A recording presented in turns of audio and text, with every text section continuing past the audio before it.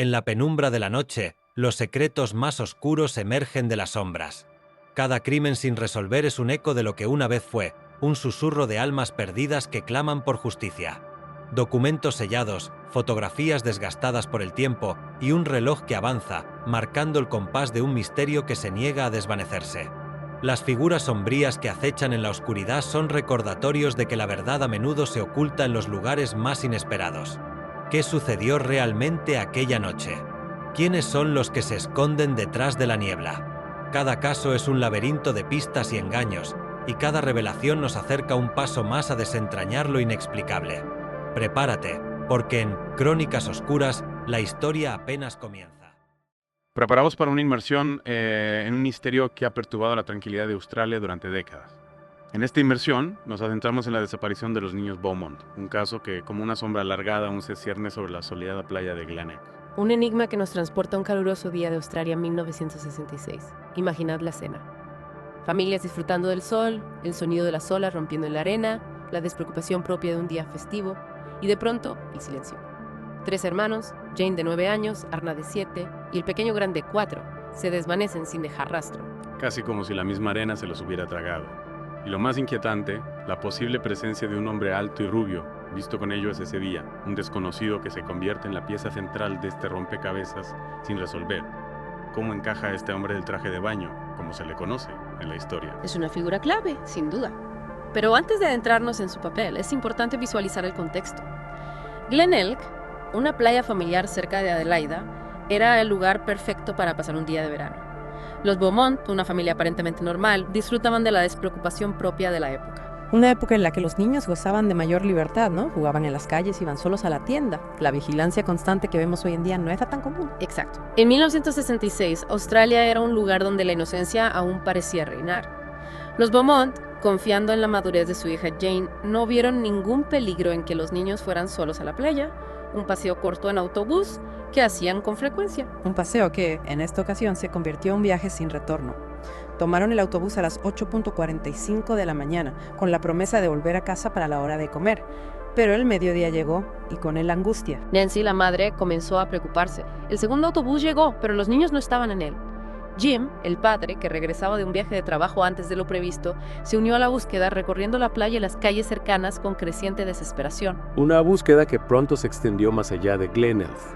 La policía, al principio pensando en un simple extravío, intensificó sus esfuerzos a medida que la posibilidad de algo más siniestro se hacía evidente. Exacto, se rastrearon las dunas, el mar, los edificios colindantes, hasta el aeropuerto y las vías del tren, pero sin resultados. La desaparición de los niños Beaumont se convirtió en la noticia principal, conmocionando a todo el país. Y aquí es donde la figura del hombre del traje de baño cobra protagonismo. Testigos presenciales describen a un hombre alto, rubio, de rostro delgado y bronceado, con una complexión atlética. ¿Qué sabemos de su interacción con los niños? Porque parece que no solo lo vieron, sino que jugaron con él. Y ese es un detalle crucial que añade otra capa de misterio. Jane, Arna y Grant eran niños tímidos, según su familia. Sin embargo, los testigos describen una interacción relajada, incluso cariñosa, con este hombre desconocido. Es decir, que no parecía haber ningún tipo de coacción, al menos a simple vista. Precisamente. Una de las testigos incluso relató que el hombre se le acercó preguntando si había visto su dinero que lo había perdido. Los niños, pacientemente, esperaron mientras el hombre se cambiaba de ropa antes de alejarse juntos de la playa. Y la policía pudo confirmar si realmente había perdido dinero o era una estrategia para ganarse la confianza de los niños. Esa es una pregunta que lamentablemente sigue sin respuesta. La policía investigó a fondo, pero no se encontraron rastros de dinero ni pruebas que confirmaran o desmintieran esa versión. Lo que sí sabemos es que la aparente familiaridad de los niños con este hombre desconcertó a los investigadores. Se conocían de antes. Habían coincidido en la playa en alguna otra ocasión. Es escalofriante pensar en la posibilidad de que los niños hubieran establecido algún tipo de vínculo con él días antes de la desaparición. De hecho, hay un detalle que alimenta esa hipótesis. Días antes de la desaparición, Arna le había comentado a su madre que Jane tenía un novio en la playa. En aquel momento Nancy no le dio importancia, pensando que era un simple juego de niños. Pero vista a la luz de los acontecimientos, esa frase cobra una nueva dimensión. Y hay otro elemento que me intriga, la compra en la pastelería. Ah, sí, la pastelería Wenzel's, cerca de la playa. Jane compró pasteles y un pastel de carne con un billete de 1 libra, una cantidad inusual para niños de su edad y un producto que no solían comprar. Y se pudo determinar de dónde salió ese dinero, porque la madre les había dado poco más de 6 chelines. Exacto. La policía concluyó que el dinero debía provenir del hombre del traje de baño, pero la pregunta sigue en el aire. ¿Quién era este hombre y qué relación tenía realmente con los niños Beaumont? Las respuestas, por ahora, se pierden entre las olas del tiempo. Un laberinto de pistas falsas, sospechas y teorías que se desvanecen tan rápido como aparecen. Y es en ese laberinto donde nos adentraremos en la siguiente parte de nuestra inversión. Un viaje a través de los últimos avistamientos de los niños Beaumont y la aparición de algunos de los principales sospechosos de este caso que ha mantenido en vilo a Australia durante décadas. Retomamos nuestra inmersión en el misterio de los niños Beaumont, un caso que nos ha llevado a las soleadas playas de Glenelg y nos ha presentado a la inquietante figura del hombre del traje de baño, pero la historia no termina. Ahí hay más piezas en este complejo puzzle, como el último avistamiento confirmado de los niños. Un último atisbo de los pequeños antes de que la sombra del misterio los engullera por completo. ¿Qué sabemos de este avistamiento? Un cartero que conocía bien a los niños aseguró haberlos visto caminando solos por Jetty Road, la calle principal de Glenelg, alrededor de las 3 de la tarde, 1 hora después de que debían haber regresado a casa. ¿Cómo iban?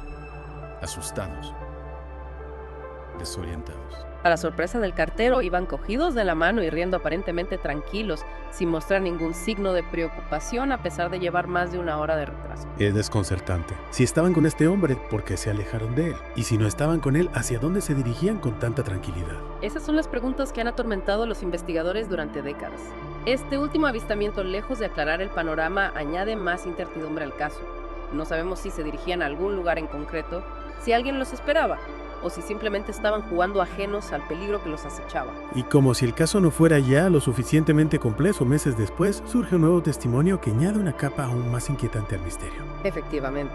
Una vecina de los Beaumont afirmó haber visto a un hombre, 2 niñas y un niño entrar en una casa que creía deshabitada la misma noche de la desaparición.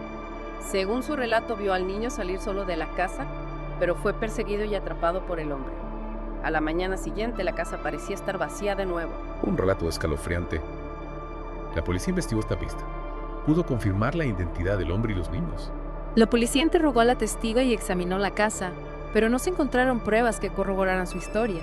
La casa estaba efectivamente vacía y no había señales de que los niños hubieran estado allí. Entonces podría tratarse de una falsa memoria, un producto de la tensión y la conmoción que rodeaba el caso. Es una posibilidad. La memoria es frágil y en situaciones de estrés puede distorsionar los recuerdos. Sin embargo, la policía no pudo descartar por completo la veracidad del testimonio. La duda persiste. Un caso plagado de dudas, de pistas que se bifurcan en caminos sin salida. Imagino la angustia de los padres aferrándose a un hilo de esperanza, mientras las semanas se convertían en meses y los meses en años. La desesperación era palpable, y en medio de esa vorágine de incertidumbre, surgió un personaje que, lejos de aportar claridad, alimentó aún más el misterio: Gerard Croiset, un parapsicólogo holandés. Un parapsicólogo. Parece sacado de una película de suspense. Lo sé. Su llegada a Australia en 1966 causó un gran revuelo mediático.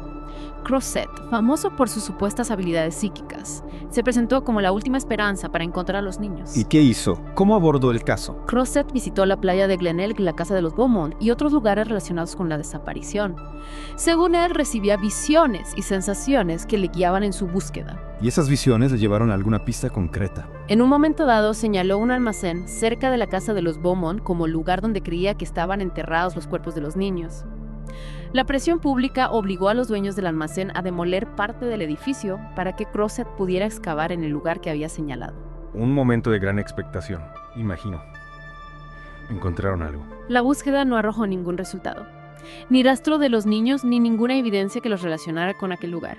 Años más tarde, en 1996, el edificio fue demolido por completo y se llevó a cabo una nueva búsqueda, pero de nuevo sin éxito. La intervención de Croiset, lejos de resolver el misterio, solo sirvió para aumentar la frustración y la desilusión. Una falsa esperanza que seguramente acrecentó el dolor de los Beaumont. Como si no hubieran sufrido suficiente, 2 años después de la desaparición, recibieron unas cartas que parecían escritas por Jane. ¿Qué decían esas cartas? Las cartas describían una existencia relativamente normal y hablaban de un hombre que los cuidaba. La policía, tras analizar la caligrafía, creyó que las cartas podían ser auténticas.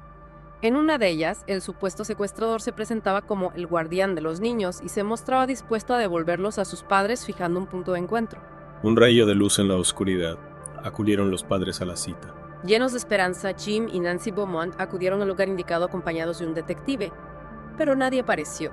Poco después recibieron una tercera carta también supuestamente de Jane, en la que explicaba que el hombre había decidido no devolverlos al darse cuenta de que la policía los estaba siguiendo. Un nuevo golpe para los Beaumont. La esperanza una vez más se desvanecía. Se pudo determinar quién escribió esas cartas. Años más tarde, en 1992, un nuevo análisis forense reveló que las cartas eran falsas. La tecnología de huellas dactilares había avanzado lo suficiente como para identificar al autor, un hombre que en el momento de escribir las cartas era solo un adolescente que buscaba llamar la atención. Una broma macabra que jugó con los sentimientos de unos padres destrozados. Un nuevo capítulo en este caso que parece no tener fin. Efectivamente, a medida que pasaban los años, el caso se enfriaba pero nunca se cerró. Nuevas pistas, nuevos sospechosos, nuevas teorías, todas ellas exploradas con la esperanza de encontrar una respuesta a la pregunta que atormentaba a Australia: ¿qué pasó con los niños Beaumont? Y es en la búsqueda de esa respuesta donde nos adentraremos en la siguiente parte de nuestra inmersión. Los esperan los principales sospechosos, las figuras oscuras que han rondado este caso durante décadas, los posibles autores de una tragedia que aún busca justicia. Y ahora nos adentramos en el lado más oscuro de este misterio, el que nos lleva a confrontar la posibilidad de que la desaparición de los niños Beaumont no fuera un simple accidente, sino la obra de alguien con una mente siniestra. Es inevitable, al analizar un caso como este, sumergirnos en el mundo de los sospechosos, aquellos cuyas sombras que proyectan sobre el caso, aquellos cuyas historias y acciones nos llevan a preguntarnos: ¿fueron ellos? Y en este caso la lista de sospechosos es larga y compleja. Hombres con pasados turbios, con un historial de violencia o con un interés malsano en los niños, figuras que por desgracia se movían con cierta impunidad en aquella época. Exacto, la sociedad de 1966 no era tan consciente del peligro que representaban estos depredadores. La falta de recursos para investigar este tipo de delitos, la lentitud de los procesos judiciales, la propia inocencia de una época en la que los niños jugaban en la calle sin supervisión constante. Todo ello contribuyó a crear un caldo de cultivo propicio para este tipo de tragedias. Y entre todos esos nombres hay uno que resuena con especial fuerza, uno que se ha convertido en sinónimo del horror para muchos australianos: Bevan Spencer von Einem. Un nombre que evoca escalofríos. Condenado a cadena perpetua en 1984 por el brutal asesinato de un adolescente, von Einem se convirtió en el principal sospechoso de otros crímenes similares, y el caso Beaumont no tardó en ser relacionado con él. ¿Qué lo convertía en un sospechoso tan fuerte? Había algo concreto que lo vinculara a los niños Beaumont. Había varias coincidencias inquietantes. Por un lado, von Einem frecuentaba la playa de Glenelg. Era conocido por su atracción hacia los niños, y algunos testigos aseguraron que su físico encajaba con la descripción del hombre del traje de baño. Pero también mencionaste antes que von Einem era bastante más joven que el hombre visto con los niños. Cierto, esa era una de las principales contradicciones. Además, su modus operandi, marcado por la violencia extrema, no parecía coincidir con la aparente docilidad de los niños Beaumont, al menos según los testigos que los vieron en la playa. ¿Y qué hay del testimonio del señor Beach? Ese hombre que afirmaba haber escuchado a von Einem jactarse de haber secuestrado a 3 niños. Ese testimonio, aunque anónimo y sin detalles concretos, reavivó las sospechas sobre von Einem. Sr. B aseguraba que von Einem hablaba de realizar experimentos con los niños, una imagen aterradora que encajaba con la personalidad sádica del asesino. Pero a pesar de todo esto, nunca se encontraron pruebas concluyentes. Así es, von Einem siempre se negó a colaborar con la policía y se llevó sus secretos a la tumba. Dejó tras de sí un reguero de dolor e incertidumbre. Y junto a la sombra de von Einem se alzan otras figuras oscuras, otros nombres que han alimentado las pesadillas de quienes buscan respuestas. Arthur Stanley Brown, por ejemplo. Otro depredador condenado por el asesinato de 2 hermanas, cuyo parecido físico con el hombre del traje de baño era asombroso. Un testigo lo situó en Adelaida en 1973, año en el que 2 niños desaparecieron en circunstancias similares a las del caso Beaumont. Una coincidencia escalofriante. Sin duda. Pero, de nuevo, a pesar de las exhaustivas investigaciones, no se encontraron pruebas concluyentes que lo vincularan a la desaparición de los niños Beaumont. Y luego está James Ryan O'Neill, quien confesó ser el autor del crimen. Una confesión que, sin embargo, fue recibida con escepticismo por la policía. O'Neill, condenado por el asesinato de un niño en Tasmania, se contradecía constantemente en sus declaraciones y no pudo aportar ninguna prueba que respaldara su versión. Otro callejón sin salida en este laberinto de sospechas.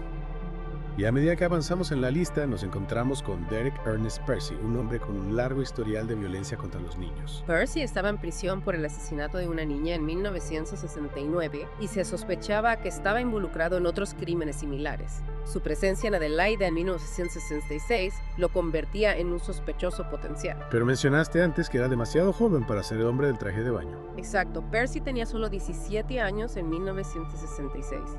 Además, no se pudo demostrar que tuviera acceso a un coche, un elemento que la policía consideraba clave para el secuestro y la posterior desaparición de los niños. Y en los últimos años han surgido nuevos nombres como Alan Anthony Monroe, un ex jefe de Scouts condenado por abusos sexuales, y Harry Phipps, un empresario adinerado que vivía cerca de Glenelg. En ambos casos se han encontrado indicios, pero no pruebas concluyentes. Las excavaciones en las propiedades de Phipps, basadas en los testimonios de testigos que aseguraban haber visto a los niños allí, no arrojaron ningún resultado. El misterio sigue sin resolverse. Tras décadas de investigación, la pregunta sigue en el aire. ¿Qué pasó con los niños Beaumont? Es un caso que ha marcado a fuego a la sociedad australiana, ha transformado la forma en que los padres protegen a sus hijos, ha alimentado las pesadillas de varias generaciones. Un recordatorio de la fragilidad de la inocencia y la oscuridad que puede acechar en los lugares más inesperados. Un caso que nos invita a reflexionar sobre la importancia de la memoria, la necesidad de justicia y la búsqueda incansable de la verdad. La desaparición de los niños Beaumont es un enigma que, a pesar del paso del tiempo, sigue fascinando y conmoviendo al mundo. Quizás algún día la verdad salga a la luz y las sombras que envuelven este caso se disipen. Hasta entonces solo nos queda seguir explorando las pistas, analizando las pruebas y manteniendo viva la memoria de Jane Argent-Cousteau.